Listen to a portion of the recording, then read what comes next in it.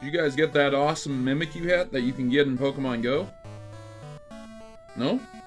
Yeah. I don't think it really suits me. So, let's change into something more fitting and jump into the video. There now. That's a little better. A hat fitting of a champion, ladies and gentlemen, and a jacket too. This is a Poke League Champions jacket. So, Pokemon Go, a game for the cell phones. Pokemon Go is deadly. Hey, what? Like the deadliest game ever created, right? That's what, that's the going theory these days. Let me go ahead and Google this real quick. Yeah, the most dangerous game. No, oh, no, that's just a book. Big game hunter being hunted on an isolated island. Yeah, that would be the world's deadliest game. 10 dangerous video games your teen might be playing by the Crosswalk? Oh man, I would love to do a video on this. Yeah, let's just bookmark that for later. Okay. So as of now, Pokemon Go might be the deadliest game ever. Move over, Sword Art Online. If you die in Pokemon Go, you die in real life. Because it is real life, right? Augmented reality games, that's just what they are. There's no VR troopers going on here. There's no strapping themselves in and going into a different world. This is just walking around with a cell phone, ladies and gentlemen. But is Game Theory right about Pokemon Go being the deadliest game? Or is he dead wrong?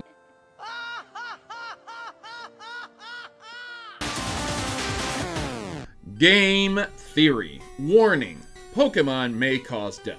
That is the title, right? I mean, that's the title. And while it is a good title, it's very vague and subjective. Though, to give credit where credit is due, MatPat did state he wanted to determine if Pokemon Go was deadlier than if Pokemon Go had saved people's lives. To keep things simple, did Pokemon Go cause more harm than good? Because the video also addresses how Pokemon Go caused a lot of people to get up and go. Enough. Alright, I'll stop with terrible puns. I really can't help it.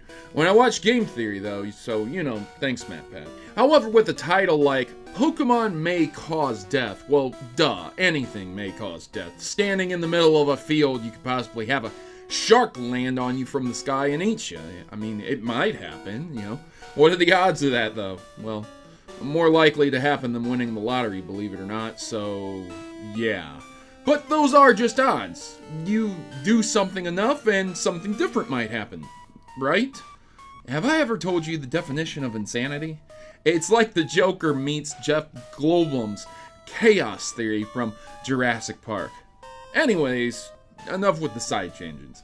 Pokemon Go is a deadly game. That's what it is. It's the direct cause of many things, from muggings, finding dead bodies, trespassing, to being shot while trespassing, falling into ditches, being baited and lured, then robbed, then killed, walking into things, walking into traffic, and trespassing on serious government properties. And worst of all, distracted driving, or driving while playing Pokemon Go. In a research paper called Death by Pokemon Go, oh my god, Death by Pokemon Go, horrible. It was determined that Pokemon Go has indeed caused a lot of issues, problems, and has potential deaths because people using the app while driving. The paper asserted that within 148 days following the introduction of Pokemon Go, there was an increase of accidents. And while I am willing to concede that point, correlation does not mean causation. Pokemon Go was introduced during the beginning summer months. People who don't often drive are out driving during summer, namely kids, 16-year-olds who are out of school with a new license and a shiny new set of wheels, or terrible broken down wheels if they're paying their own way, which would increase accidents. But again, correlation does not mean causation, and this too is a correlation. Also, the paper continuously cites Pokemon as Pokemons, you know, with an S, and states that PokeStuffs replenish the player's ammunition. What is this, BuzzFeed? No. If it was BuzzFeed, the article would claim that Pokemon Go was racist and sexist somehow, so yeah, not BuzzFeed. So maybe not the best use of words, but if this were an article, I would really be getting the soccer mom vibe from this. Game Theory calculates that this is a worst case scenario, and that it would be around 100,000 accidents that were caused by Pokemon Go out of 6,300,000 a year in the US. But once again, this is very inaccurate and scaled up because it's a guess, and there's an inability to determine 100% accuracy with each accident that it was indeed caused by Pokemon Go, and not just some crappy driver who was just lying about the accident anyways. This all roughly translates into a guess of 176 US deaths from distracted drivers using simple math, but again, that doesn't really matter because guessing is inaccurate. And as far as accidents go, it's really up to a police officer or a first responder to determine what actually caused the accident, and they aren't exactly trained detectives to determine those things. Now, adding in the previous deaths, that's around 180, but what about the lives Pokemon Go has saved? From there, Game Theory went on to correlate sedation and inactivity to be one of the leading causes of death in the US. From diabetes to heart attacks, the number one way to stop this is activity, moving, walking, and Pokemon Go certainly helped people get up and go. Okay, no puns. Pokemon Go certainly did help people to get up and move around, meaning it actively fought against those type of deaths. Through some more extensive guessing and checking maths, it's calculated that the grand total of lives that Pokemon Go had saved was 22. So, Pokemon Go has likely killed more people than it saved. Except it hasn't. See, Pokemon Go is an app on a phone that is played. It cannot force anyone to do anything. When people say a person died playing basketball, they do not list the cause of death as basketball, but rather the cause of death being what actually killed them. Was it the fall? Was it a heart attack?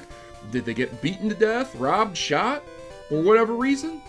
Yes, the activity might be listed. They were killed doing this activity, but no one points at basketball and starts claiming how deadly the sport is. Because like basketball, Pokemon Go is just a game. To be played by a person, on its own, it cannot force the user to do anything.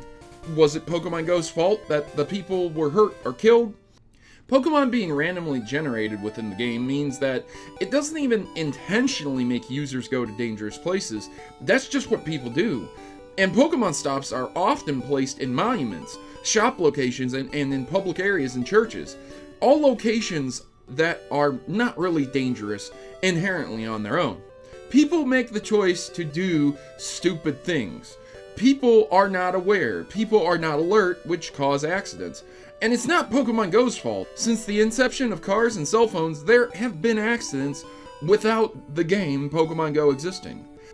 While it's clear the game has had an impact on accidents and deaths, one should note that it's small, like really small, like 16 deaths, small, outside of a vehicle that can be confirmed by people playing Pokemon Go. But is that greater than any other game? Or games of a different type or similar type? With one article, I can show you 12 separate deaths attributed to video games alone, various video games that are all motives for a type of death. And yeah, it's not 16, but with a few more Google searches, I can show yet again more deaths from sedentary playing, heart attacks, murders, all linked and tied with a video game as a motive. So is Pokemon Go the deadliest game? Well, if you believe video games can force people to do things, then it might possibly be.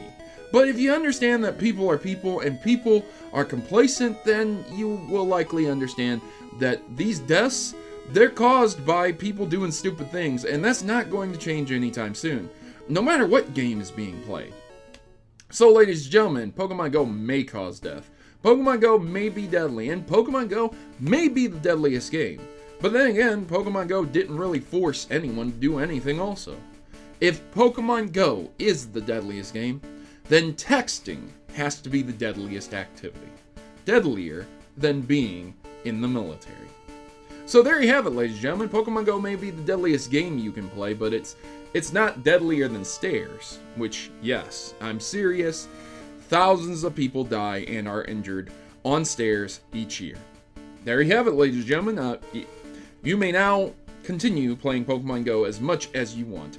Just be a little bit more aware of your surroundings when you're doing so next time. If you enjoyed this video, please leave me a big thumbs up, like and share, and let me know in the comments below. If you disliked it, leave me a dislike and some constructive criticism so I can make this show better.